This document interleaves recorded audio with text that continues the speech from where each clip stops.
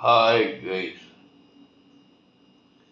how are you all today morning? Good morning. Today is 26th August 2023. My name is TSV Raghavan and I live in Chennai, Tamil Nadu, India. This is my spiritual vlog on YouTube. Hardan, Hardan, Hardan, Haribol, TRSV, Nectar, NECTAR, Nectar. In this particular vlog, in all my previous videos, we have been discussing about the knowledge and information that we have gleaned through the study of spiritual books, scriptures, contemplation on the material universe, and meditation on the spiritual universe. This particular video in this vlog is no exception to that rule. In fact, it is a mere continuation of all that we have been doing in my previous videos. Kindly subscribe to my vlog and press the bell icon so that I may keep reminding you of all my other videos, both past and future. So let us continue with the analysis and discussion of the topic for today's video. In the past few videos, we have been discussing about the topic of focus, which forms a part of the psyche of every human living entity who is present in this material world at a time. Out of the collection or the multitude of humanity in the society, 75% have this focus in the psyche, but either they are not aware of its existence or aware of its importance in their life. Only 25% of the humanity is aware of this just because it actually realizes that its original entity is that of a spirit soul entrapped in four layers of material body, thus becoming a living entity, which is actually an eternal servant of God and is meant to carry out his material and spiritual assignments in this material world. Only such people realize the importance of the term focus in their psyche and life in this material world. For the past few videos, we have already discussed case histories of the material kind to analyze how important it is in this life of a living entity. Yesterday, we talked also about one spiritual case history. Today, we shall talk about another such case history. So let us begin. Lord Krishna's golden avatara, known as Swami Chaitanya Mahaprabhu, the avatara where he joined both Radha and Krishna together to be born in a single living entity in a Navadip in Bengal, became a saint and started one school of thought in Vaishnavism and devotion to Lord Krishna, which was known as Gaudiya Mutt. This particular school of thought was established in the 16th century and it has been continuing from then on.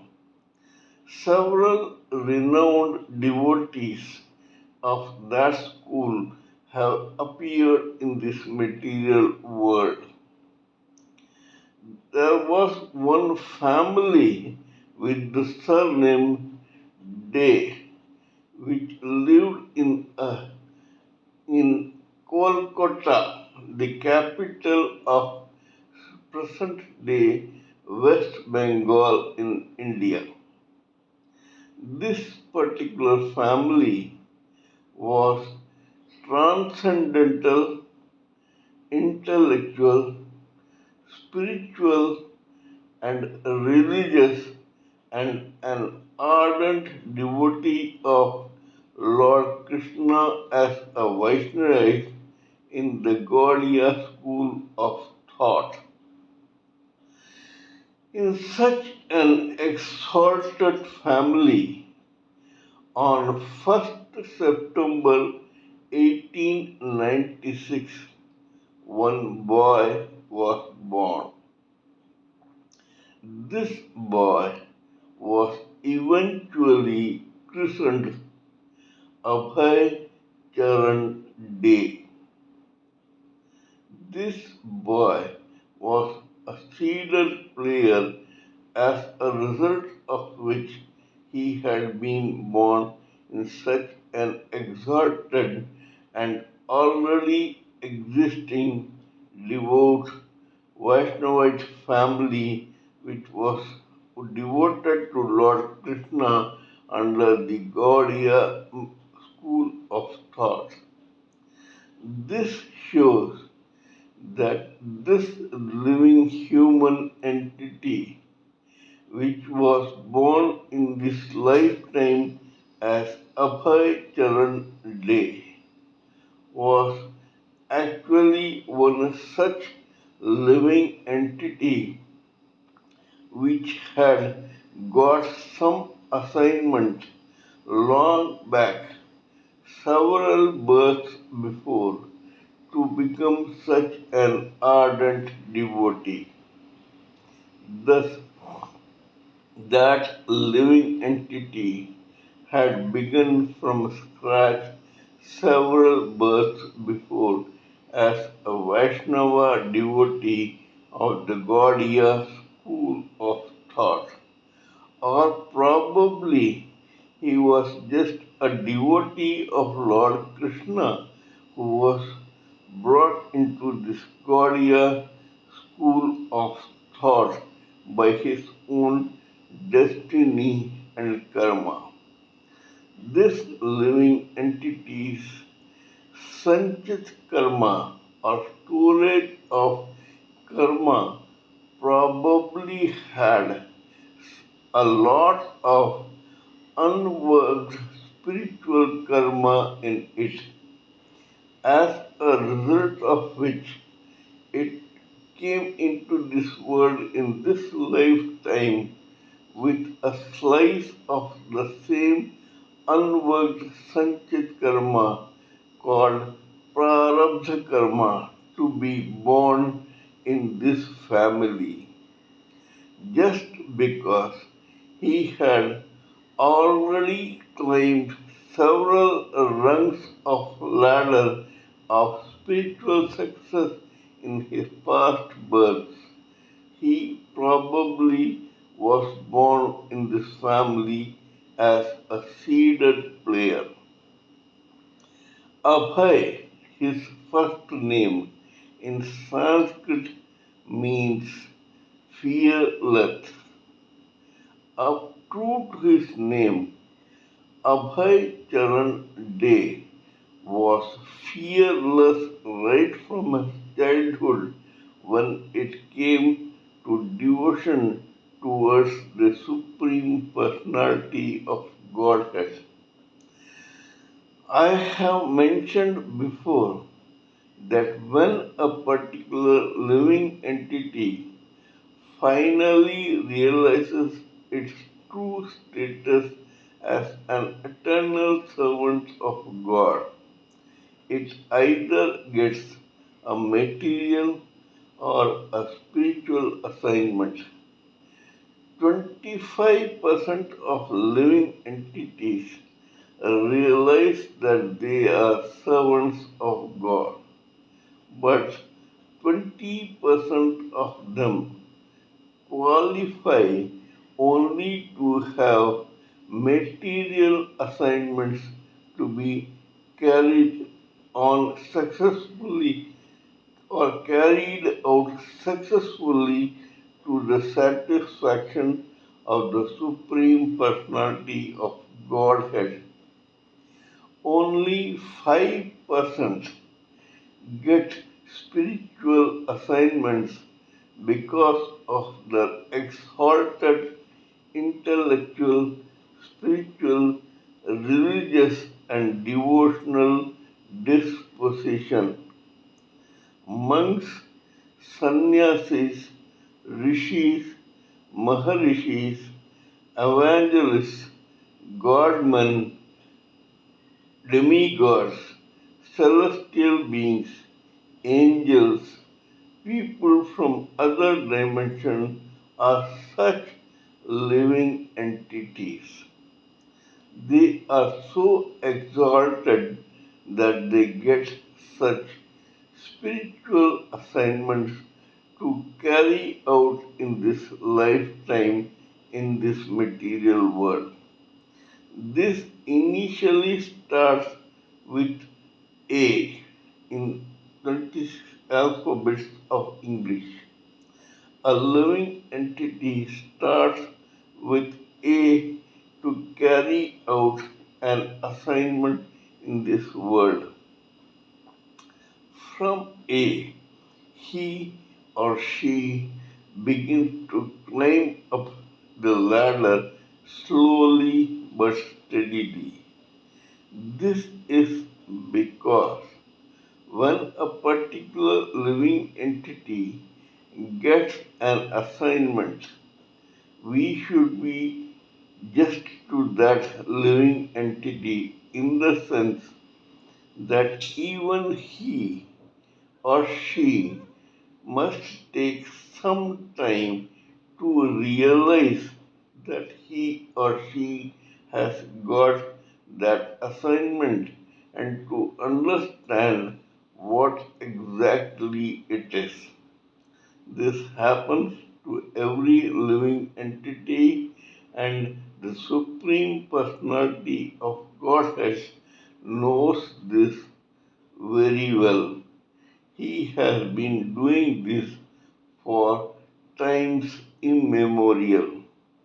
Thus, this living entity begins with scratch in that assignment.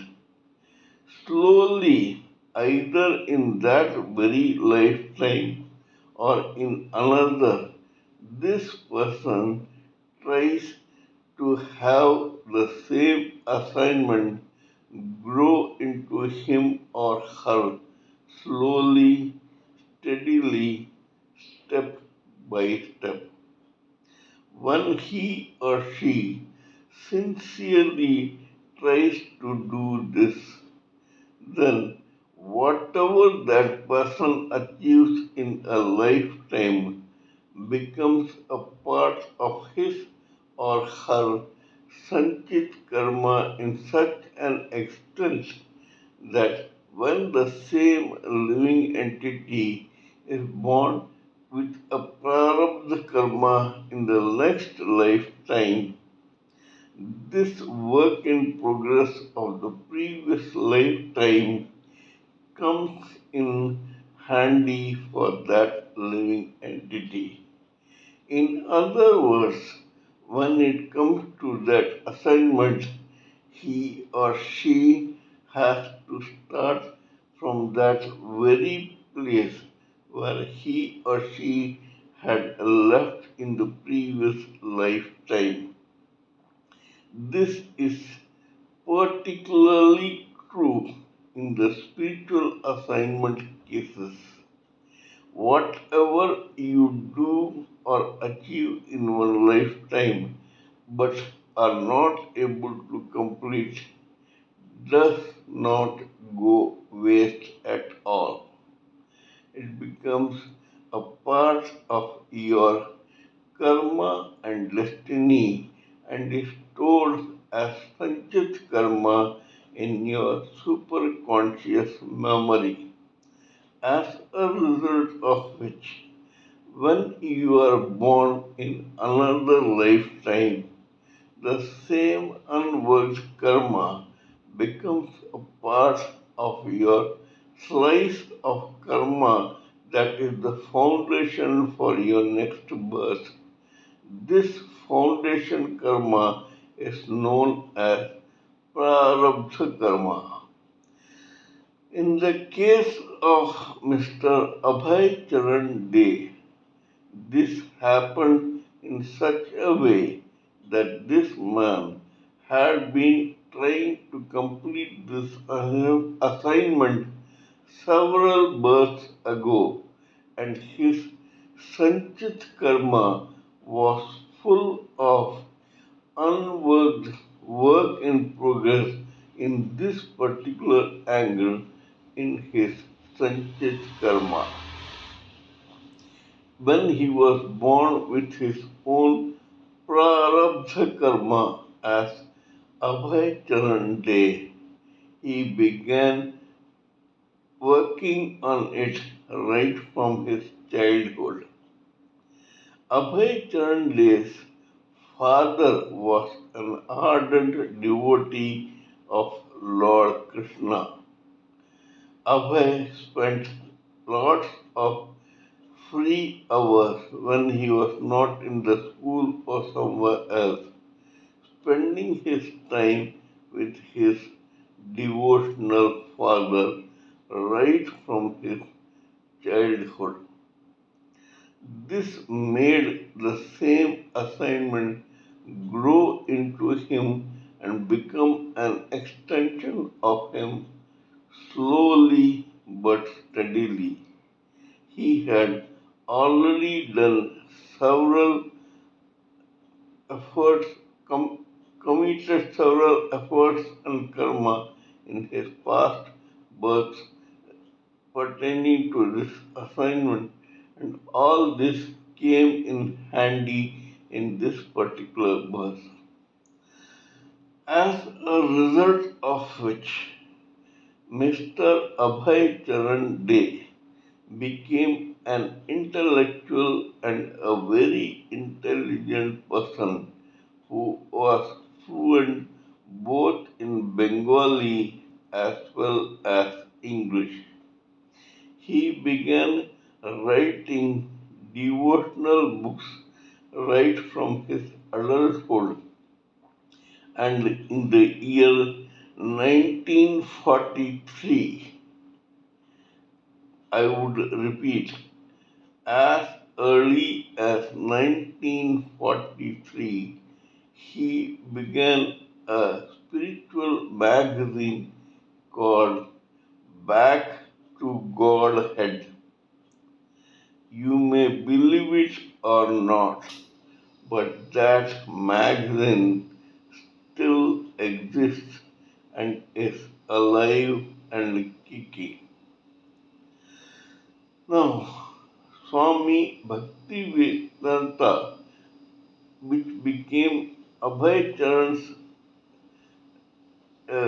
spiritual name after he became a disciple of one Swami Bhakti Siddhanta Saraswati in the Gaudiya Mutt, began working on this mission right from his childhood, his adulthood, and now his middle age. His Guru Swami Bhakti Siddhanta Saraswati told Swami Bhaktivedanta Saraswati, his disciple, that if you want to do some spiritual good to this humanity, publish as many books and articles as possible. Swami Bhaktivedanta took this advice from his spiritual master seriously, and he began writing books earnestly. He published Bhagavad Gita as it is, the Srimad Bhagavatam, all cantos, plus several other books, including the biography of none other than Swami Chaitanya Mahaprabhu. Bhaktivedanta, in the meantime, in the material side of his own life, started running a medical factory which produced medicines and distributed them. He was a graduate from one of the reputed colleges in Kolkata back then.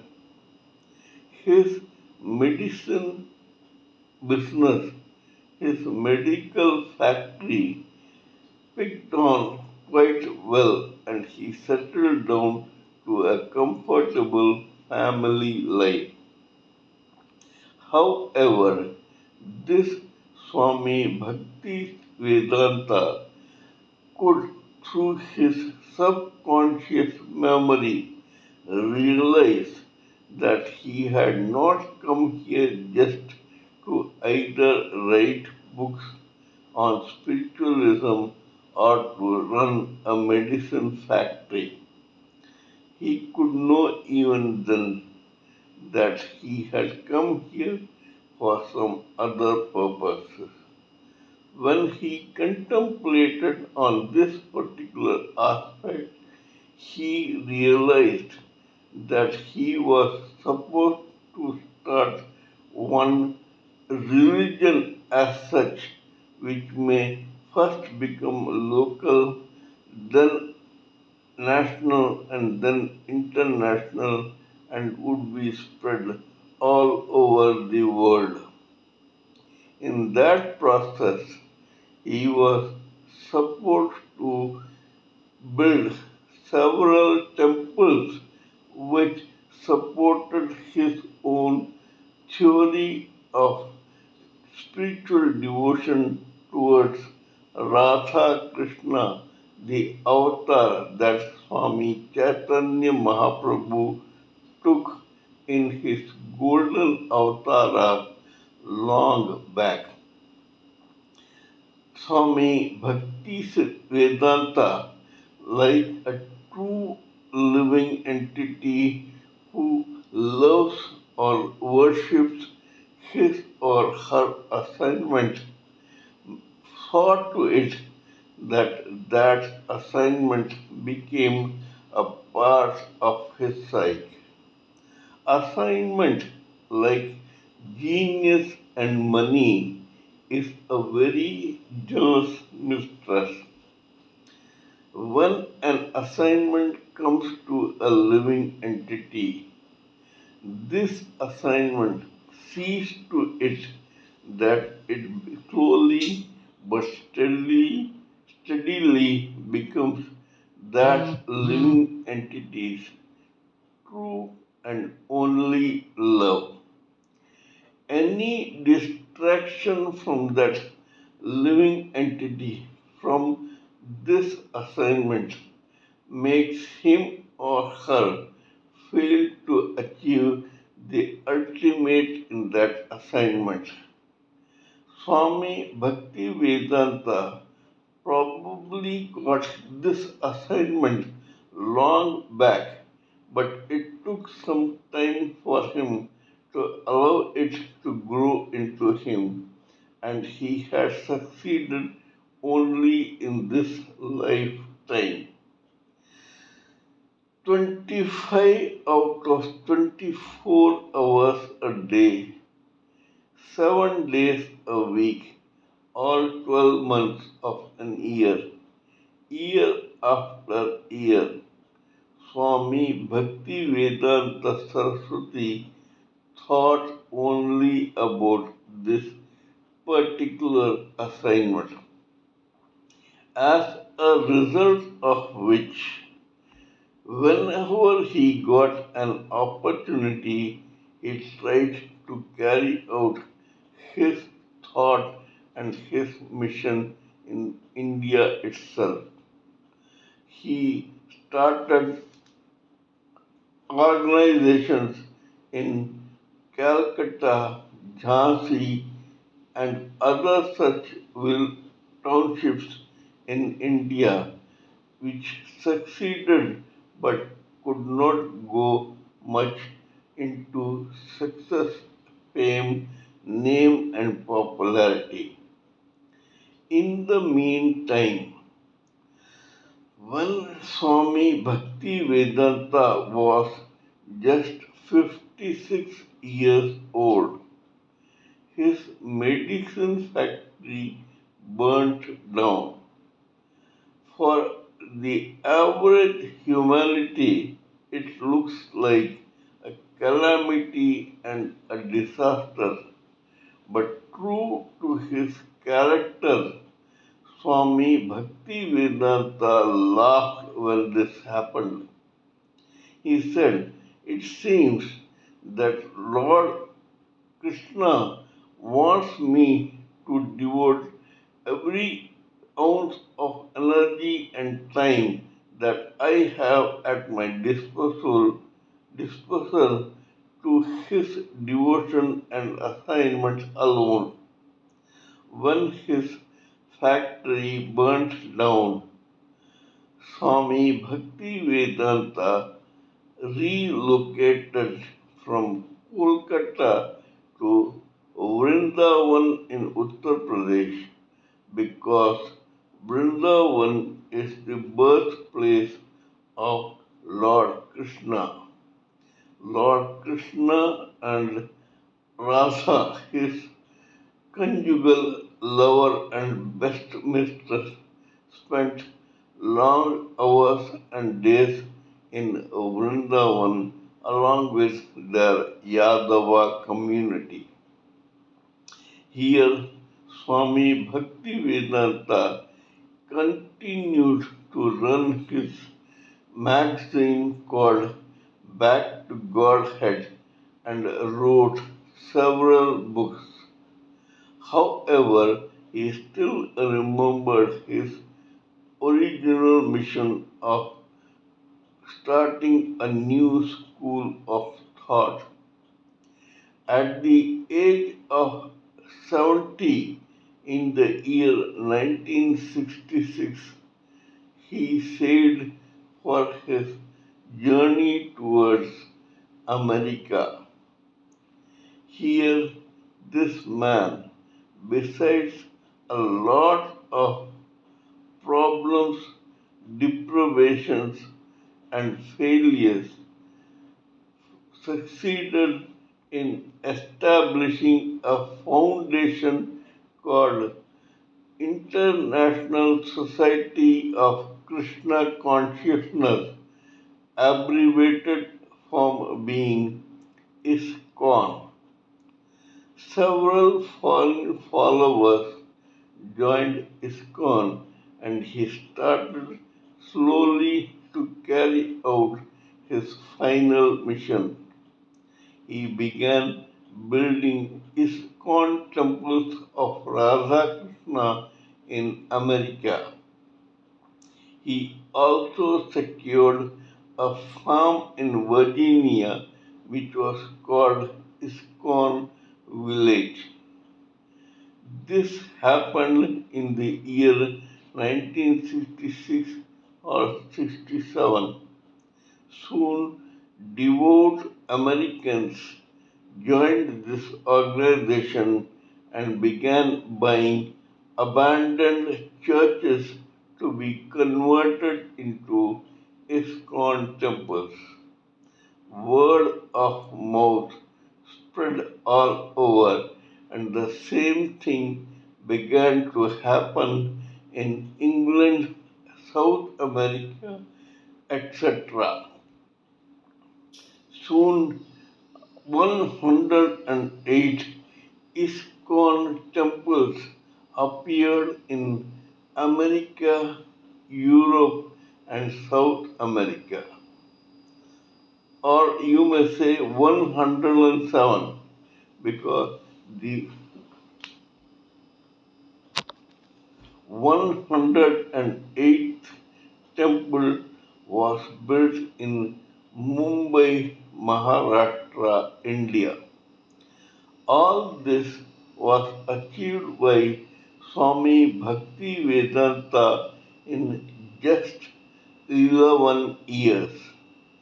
Besides achieving this impossible task, he also wrote several books, both scriptural and spiritual, plus he gave 14 all around the world lecture tours or speeches and built these 108 temples in 10 short years.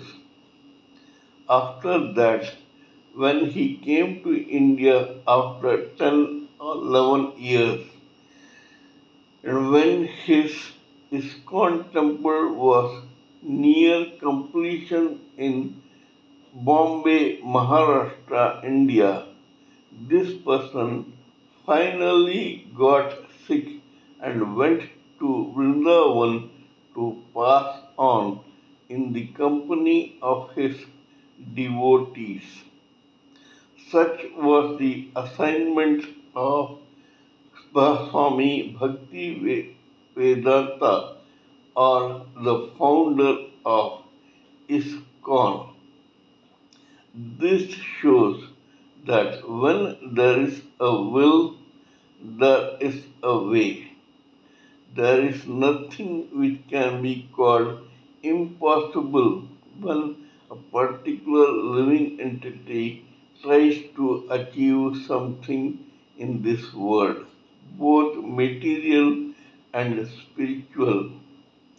We must take a leaf out of the life of Swami Bhaktivedanta and realize that we can also pray for either a material or a spiritual assignment and try to carry it out to the full satisfaction of the Supreme Personality of Godhead. This will make us very much evolved and ultimately get self realized. The next step after self realization is to get liberated from this endless cycle of material births and deaths. Once that happens, and we realize that we have again become spiritual evolved souls, then the time comes one day or the other when we get delivered to the Supreme Personality of Godhead. This is all I wanted to tell you in this particular video. Kindly let me know what you think of my talk on this particular matter. Please give me your own expert views, thoughts, opinions, and ideas so that I may blend everything together for the sake of this society. Before concluding, let me remind you that I am also a published author with Amazon Kindle and paperback. Spiritualism happens to be my favorite subject. I write on spiritualism, fiction, and assorted subjects. Till we meet in my next video, it is good morning from TSV Raghavan.